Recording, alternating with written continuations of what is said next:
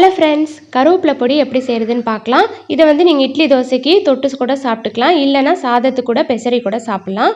இப்போ நான் வந்து ஒரு 3 கை அளவுக்கு கருவேப்பிலை சேர்த்துக்கிறேன். வெறும் கடாயில் நம்ம வறுத்துக்கணும். கண்டிப்பாக லோ ஃப்ளேமில் வச்சு தான் வறுத்துக்கணும். இந்த மாதிரி நல்லா மொறு மொறுன்னு இருக்கணும்.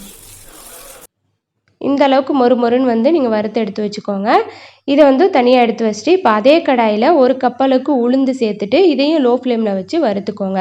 இந்த அளவுக்கு செவந்ததுக்கப்புறம் இதையும் ஒரு பிளேட்டில் எடுத்து ஆற விட்டுருங்க. இதே மாதிரி 3/4 கப் அளவுக்கு, 1 கப்பு உளுந்துனா 3/4 கப் அளவுக்கு கடலைப்பருப்பு சேர்த்துக்கிறேன். அதையும் சேர்த்துட்டு இந்த மாதிரி ப்ரௌன் ஆகிற வரைக்கும் நல்லா வறுத்து எடுத்துக்கோங்க. இதையும் தனியாக எடுத்து வச்சிடலாம். இப்போ நம்ம பெருங்காயம் வந்து தனியாக வறுக்க தேவையில்லை. இந்த கடலைப்பருப்பு உளுந்து வந்து சூடாக இருக்குது. இந்த டைமில் வந்து ஒரு 1/4 ஸ்பூன் அளவுக்கு பெருங்காயத்தூளை சேர்த்துட்டு நல்லா மிக்ஸ் பண்ணி விட்டுருங்க. இப்போ அதே கடாயில் மறுபடியும் ஒரு 15 பல்லு பூண்டு, அப்புறம் 15 வரமிளகாய் சேர்த்துக்கோங்க. பூண்டு தோலோடு இருக்கட்டும். இப்போ நல்லா அதையும் வறுத்துட்டு தனியாக எடுத்துருங்க. 1 ஸ்பூன் மிளகு, 1 ஸ்பூன் சீரகம், இதையும் லேசாக வறுத்துட்டு அதையும் எடுத்து வச்சுருங்க. இப்போ நல்லா ஆறுனதுக்கப்புறமா இந்த பூண்டு மிளகாயை மட்டும் முதல்ல அரைச்சிக்கலாம். ஒரு 2 சுற்றி எடுத்திங்கன்னா இந்த மாதிரி வந்துடும். அதுக்கப்புறமா நம்ம இந்த கடலையெல்லாம் ஒன்றா சேர்த்து அரைச்சிக்கலாம்.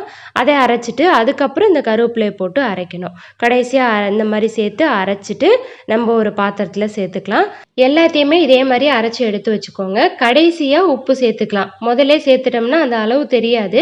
கடைசியாக நம்ம தேவையான அளவு உப்பு சேர்த்துட்டு நல்லா மிக்ஸ் பண்ணி விட்டுக்கலாம். பத்தலைனா மறுபடியும் உப்பு சேர்த்து நல்லா மிக்ஸ் பண்ணிவிட்டு ஒரு டப்பாவில் ஸ்டோர் பண்ணி வச்சுக்கோங்க. இதை நீங்கள் எண்ணெய் ஊற்றி இல்லை நெய் ஊற்றி சாதத்தில் இந்த கருவேப்பிலை பொடியும் போட்டு பெசரி சாப்பிட்டிங்கன்னா சூப்பராக இருக்கும். ரொம்ப ஹெல்த்தியும் கூட. இதை வந்து நீங்கள் இட்லி தோசைக்கு தொட்டு கூட சாப்பிட்டுக்கலாம். சூப்பராக இருக்கும். கண்டிப்பாக ட்ரை பண்ணி பாருங்கள். பொடியை பார்த்தா க்ரீன் கலர் மாதிரி தெரியாது, லைட்டான க்ரீனாக தான் இருக்கும். இதை நம்ம எண்ணெய் ஊற்றி குழப்பினோம் அப்படின்னா அப்படியே நல்லா டார்க் க்ரீனாக மாறிடும். டேஸ்ட்டு சூப்பராக இருக்கும்.